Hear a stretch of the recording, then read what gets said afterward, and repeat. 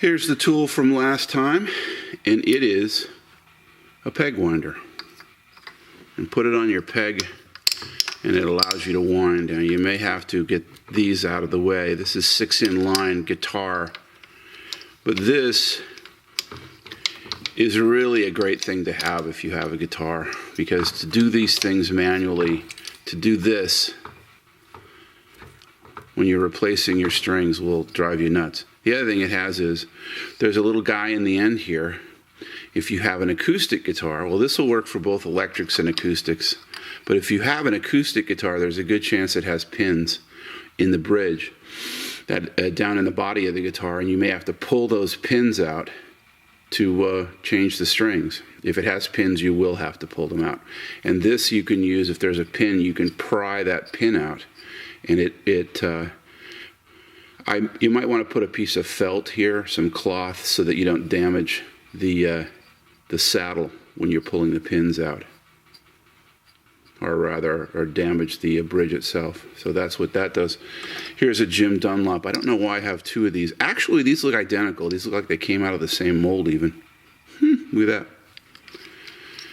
There are also peg winders that you can get that fit into a drill. If you're a repairman and you do a lot of these, you do 10 of these every day, you put it into a cordless screwdriver and you go zip, zip, zip, zip. So, peg winder. Okay, you're going to take the starter out of your 2008 Honda Fit, put a new one in. This is the manual and what the manual tells you to do. Here is the manual that I bought from this company, Bishko, automobile literature, Honda Fit. It comes on a CD-ROM, and it's really excellent. You should try to find this, I think, and I'm guessing, as I recall, it was about $30. Really good stuff. And it's actually a PDF file. So the cool thing is it's searchable. You can go up here and type in what you want to find, and you'll be able to find it. So anyway, here's the starter removal and installation procedure, and it's pretty straightforward. First, you make sure you have the anti-theft code for your radio, because you're going to do number 2, disconnect the negative battery cable. When you do that, your radio thinks it's being stolen. So you got to have the anti-theft code for your radio. It's probably written in your owner's manual somewhere. That's where I think ours is.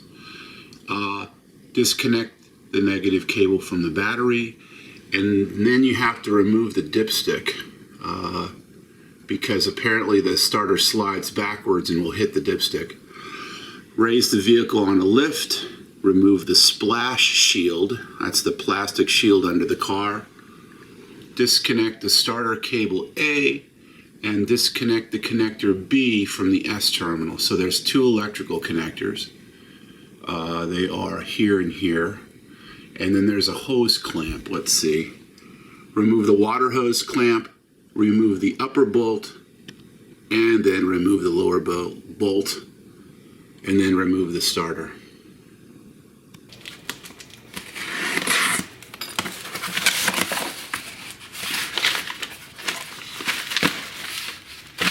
Okay, so this is from Rock Auto,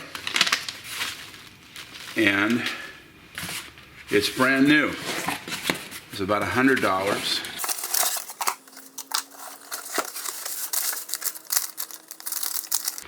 And there's instructions.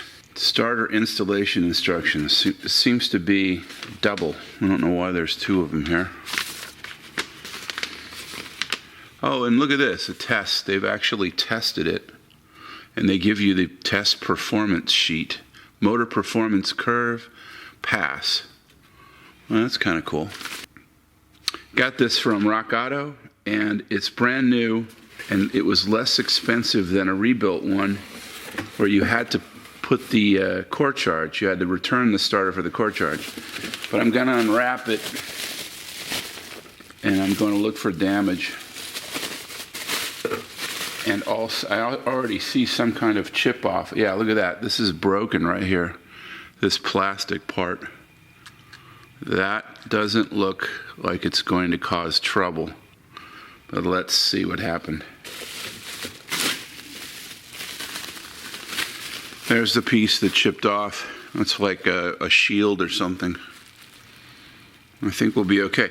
But what I'm going to do is, I'm going to, before I take the other starter out, I'm going to compare to make sure that this is the right part number so that the car isn't without a starter for days and days. Okay. Okay, the first thing it says to do is you got to remove the dipstick and the dipstick tube, which is held in with this bolt right down here. Looks like the ubiquitous 10 millimeters, so I'm going to do that. All right, here we go.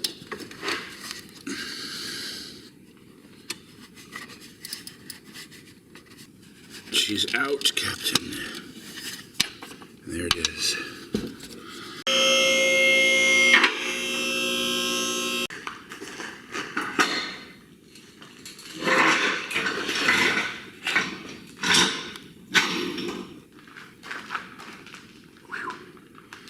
Okay, the next step is to remove this panel.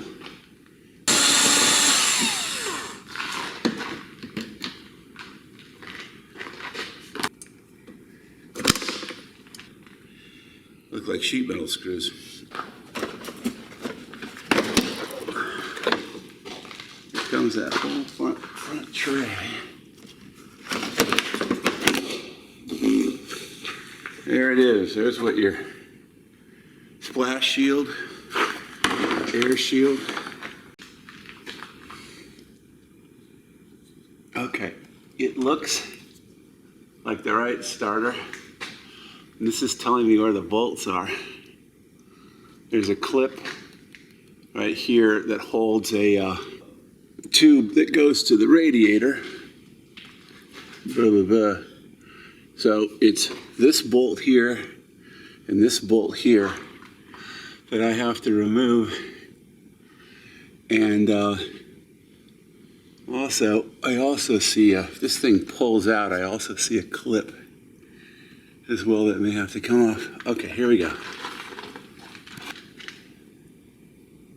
I think I'm going to take, there's an electrical connection.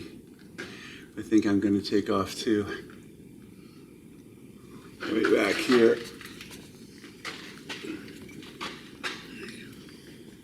I don't know what it was. I think it's a sensor, but it's right near the back of this thing. And when I pry it out, I could see it just snapping right off if I'm not careful. I'm still going to have to be careful. This is the dipstick tube, and it sits in the engine kind of like this, and very difficult to yank out of there. But what I was able to do was use this slide hammer, and I made a hook that grabbed the bracket, and I pulled it out this way. With that slide hammer. This is how the slide, you got to have a slide hammer. This is one that I made up from a body hammer, but I really don't think I would have been able to get it out without something like this, without being able to grab that bracket. So I'm going to pull out the next easiest bolt, which is this lower bolt, which is 17 millimeters. And to do it, I'm up here with my ratchet, which I had to put on an extension. I don't think I could get my rattle gun in there.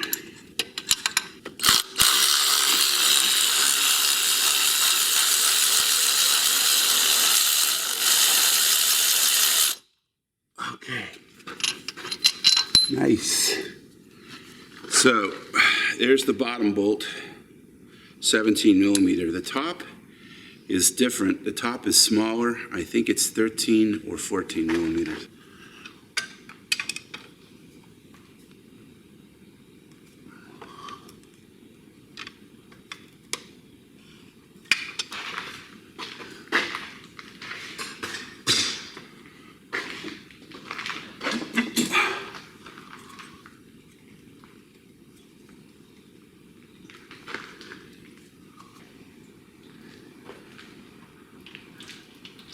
So here's what I'm trying to do at this point in the video. The starter is in the car in this orientation, but there's a very little room right here. Right here, for example, is the fan attached to the radiator. So, and right here is that upper bolt, that 14 millimeter bolt that holds the top in. And if you try to put a wrench on here and move it up, you can hardly move this wrench at all. Even if you have a 12 point and a ratchet, which this is, for example, you just can't move it. In fact, you can't even get the wrench in because of it being so close to the radiator at that point, and the fan on the radiator. So what I did, I went ahead and took a ratchet, or rather an extension, and I bent and welded on a piece of steel at an angle like this, so that I could put a 12-point socket in, and that would allow me to creep up just up over the top of the starter and just move it, 10 or 15 degrees and break it loose, put it back in and move it a little bit more, and I was able to get the bolt out. If you don't have this or don't make this, what I have seen is I've seen wrenches that are shaped like C-shaped wrenches. They're hook-shaped, and that could be a solution. In fact, I almost went to Harbor Freight and bought a set of those metric bent wrenches, hook wrenches, U-wrenches. I'm not sure what they call them, but that would allow, I think that would allow you to get, for example, up and around here to do what you need to do. So now the other thing is, right up on top of this as well, there is, in this position, there's a clip here with the electrical connector, and you don't pry that clip up to get it off. You pinch the connector right about here. If I can show that again, you're going to reach up and pinch it right here. It'll pull off. There's a rubber boot over this part of the starter where the main power cable from the battery is connected, and you have to pry that rubber boot up and off, and then use a 13 millimeter to pull this off. So that's how that comes off. This plastic is supposed to, it's broken on this one too, is supposed to form a cylinder here so that the rubber grommet totally encloses it. It was broken on the one that I put in, but I took grease and smeared it all around here and on the connector itself, dielectric grease, so that there wouldn't be any corrosion, or they're less likely to be corrosion, and I put the boot back on, and I think that's going to work fine. Right up here you can see there's a sensor of some kind, and I don't know if you can, but right here, I can't get the starter to come out without breaking that thing off, which is not a good idea, or taking it off. So I'm gonna take it off. And to do that, I also took the oil filter out. Time to change the oil anyway. Okay. Looks like 24 millimeters. Just loosening it. Trying not to knock over this pan with 4 quarts of oil in it. And there's the sensor. It won't allow the starter to come out. I'm thinking oil pressure sensor. And that's 24 millimeter, so.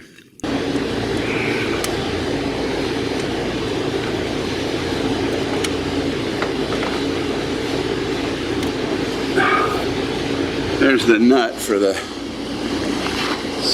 big power, the big one.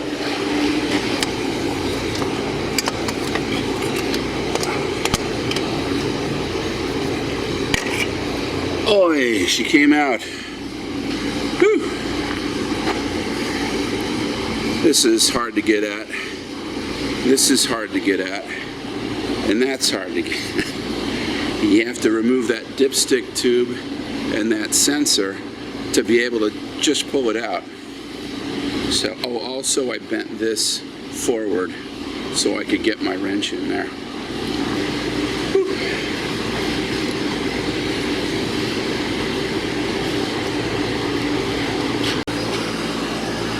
I'm putting a little dielectric grease on here, just so in the future it'll be less likely to corrode.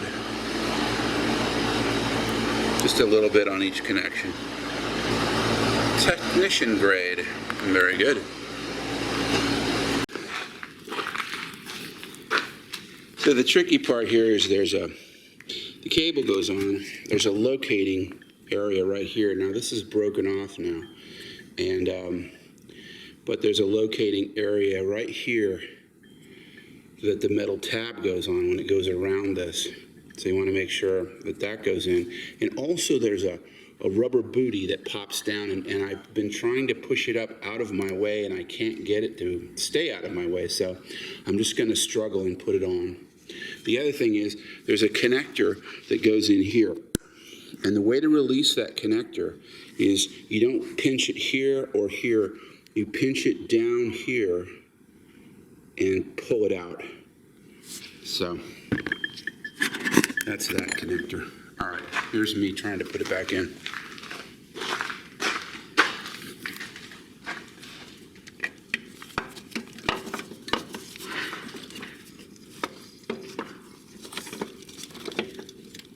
Trying to get the wires and stuff out of the way first, so I don't get them trapped. Let's see, what's the best way to do that? If I push them up out of the way.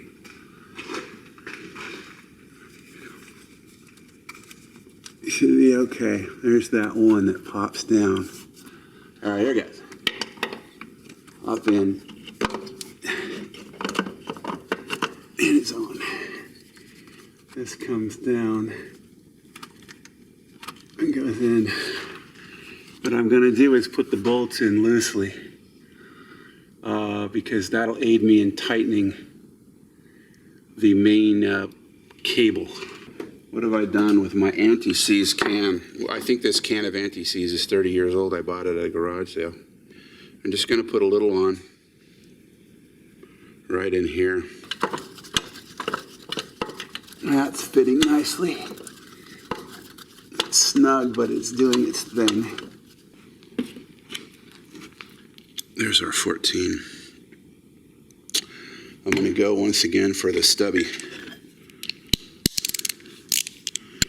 Do. I don't think you need much of this. Not important to slather it. Where is it? Right there. Get in there, buddy.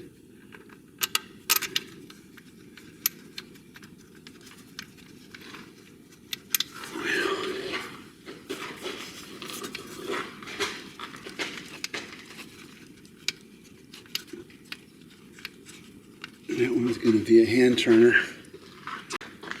This looks like a NPT type fitting. It had a little sealant on it. So I'm going to use a tiny little bit of Teflon tape. Or maybe I have some sealant. You can see some of it is right there. I would assume that's factory sealant. Okay, let me look for that. Okay, another thing that I should make clear is in the order in which this has to be done, at least from my experiences. You put the starter into the car. Then this socket, let's say, is that sensor that you screw in. Don't put these bolts in because you're gonna have to slide the starter in, screw the sensor in by hand till you get it as far as you can go. Then you're going to have to lift the starter up a little bit to get that 24 millimeter wrench in under it to tighten it. Once you've done that, you feel like this is tightened, and don't over tighten it. This will strip out really easily because it's a fine tapered thread. But once you've done that, then you can drop the starter back down, put your top bolt in, and then put your bottom bolt in, or put your bottom bolt in and then your top. The order doesn't matter. So that's another thing that's not in the book. The other thing is, right here is that dipstick tube. That's why the dipstick tube has to come out. But the thing that the book doesn't say is that you have to deal with this sensor as well. We are now putting the dipstick tube and dipstick back in, 10 millimeter. And what I used was, I have a piece of wood, and I just tapped lightly right here on the top of the dipstick tube, and it popped right in. I cleaned the end of it and lubricated it where the O-ring is. The O-ring seemed fine, was robust, wasn't flattened or anything, so.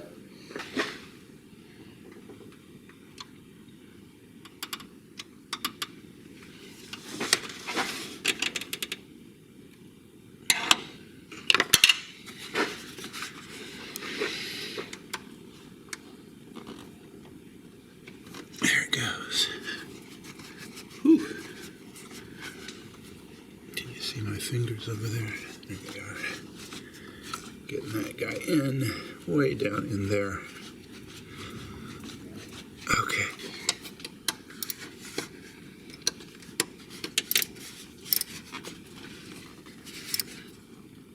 Just, tight, not over tight. A little bit more than snug should do it.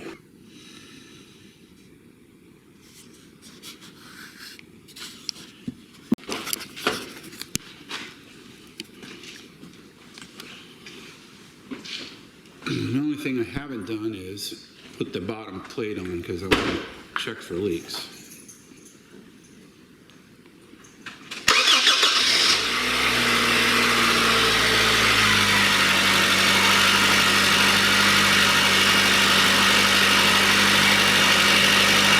The starter sounds different. Wouldn't you say the starter sounds different? Yeah, it doesn't make that horrible shrieking sound. So we checked under here. The starter seems to work well, and we ran it for about 3 or 4 minutes and looked for any leaks. I was especially concerned about that oil pressure sensor, which is what I think that thing was that I had to take out and put back in. This is that clip. Goes around the hose.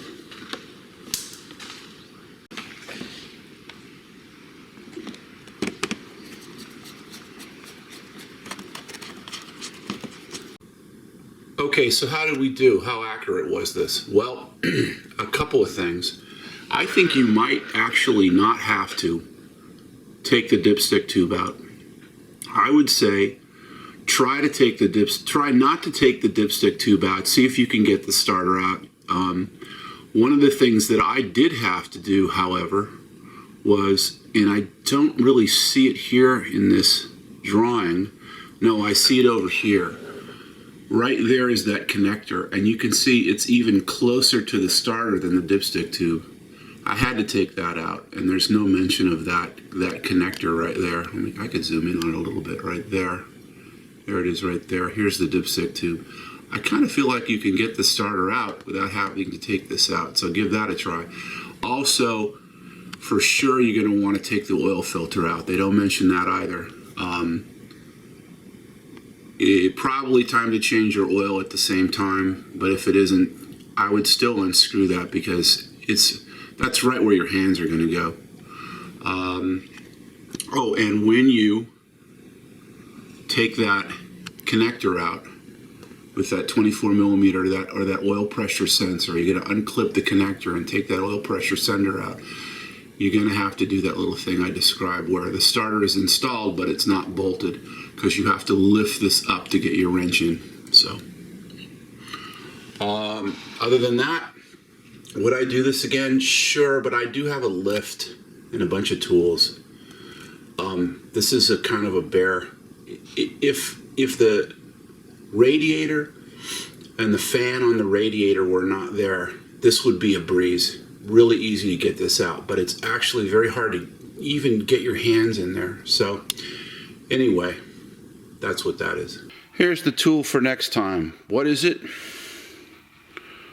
What does it do?